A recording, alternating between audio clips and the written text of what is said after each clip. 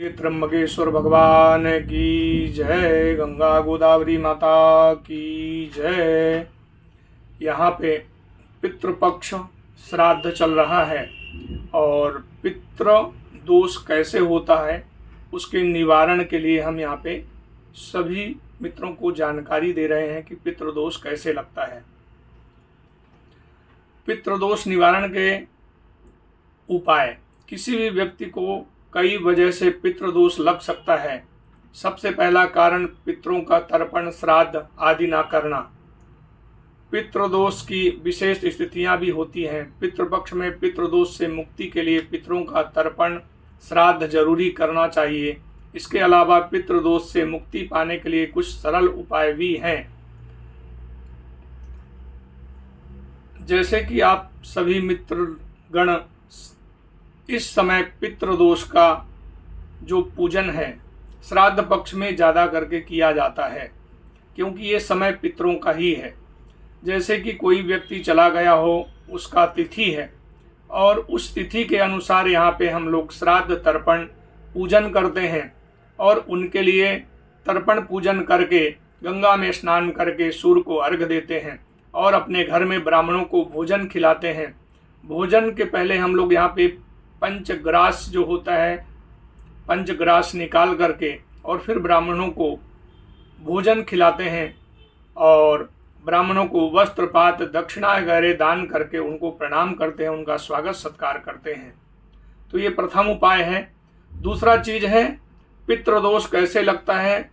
पितृदोष हमारे परिवार में किसी की अकाल मृत्यु हो गई हो या कोई व्यक्ति दुर्घटना से व्यक्ति चला गया हो, उसका स्वर्गवास हो गया हो, और अगर कोई एक्सीडेंट या कम आयु में या पानी में डूब करके या कम आयु में कोई व्यक्ति चला जाता है तो हमारे परिवार में पितृदोष लगता है। और दूसरा उपाय है कि जैसे कि कोई भी व्यक्ति अगर कम आयु में चला जाता है तो उसकी आत्माएं भटकती रहती हैं या उसका विधि विधान से संस्कार पूजन विधि अगर ना किया गया हो। जैसे कि कोरोना काल में कई व्यक्ति चले गए और उनका सही तरीके से संस्कार विधि पूजन तर्पण श्राद्ध नहीं किया गया हो और ऐसे में व्यक्ति चला जाता है, तब वो हमारे परिवार को पितृदोष लगता है। और पितृदोष के कारण अगर हम पूजा पितृदोष का निवारण नहीं करवाते हैं तो पीढ़ी दर पीढ़ी ये पितृदोष हमारे वंश को लगा रहता है। और हमारे जीवन में कई बार व्यक्ति डॉक्टरों को दिखाता है, रोग व्याधियों से ग्रसित हो जाता है और डॉक्टर दवाइयाँ करता है, सब ठीक है, लेकिन फिर भी व्यक्ति ठीक नहीं होता है और बीमारी में हमारा पैसा धन जो है खर्चा होते रहता है। तो जब हम रोग व्याधियों से ग्रसित होते हैं तो हम जीवन में कोई कार्य नहीं कर सकते हैं। आर्थिक और मानसिक पीड़ाओं से हम ग्रसित रहते हैं।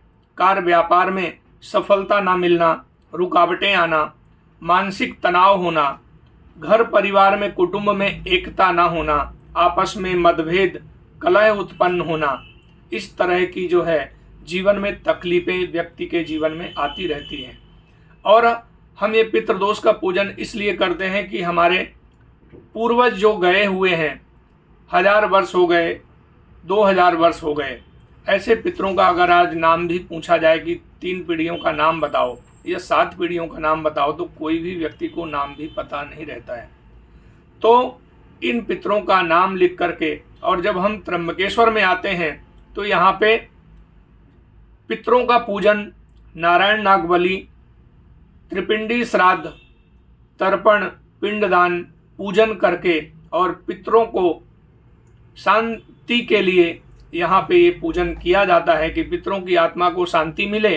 जो भी कम आयु में या काल मृत्यु में गया हुआ है, ऐसे पितरों को शांति और मोक्ष की प्राप्ति हो, वैकुंठ धाम की प्राप्ति हो और हमारे परिवार के ऊपर पितरों का कृपा आशीर्वाद बना रहे और हम जो भी कार्य करें, व्यवसाय करें, उसमें हमें सफलता, यश, कीर्ति, लाभ और स्थिर लक्ष्मी की प्राप्ति हो और हमारे परिवार में सुख समृद्धि बनी रहे।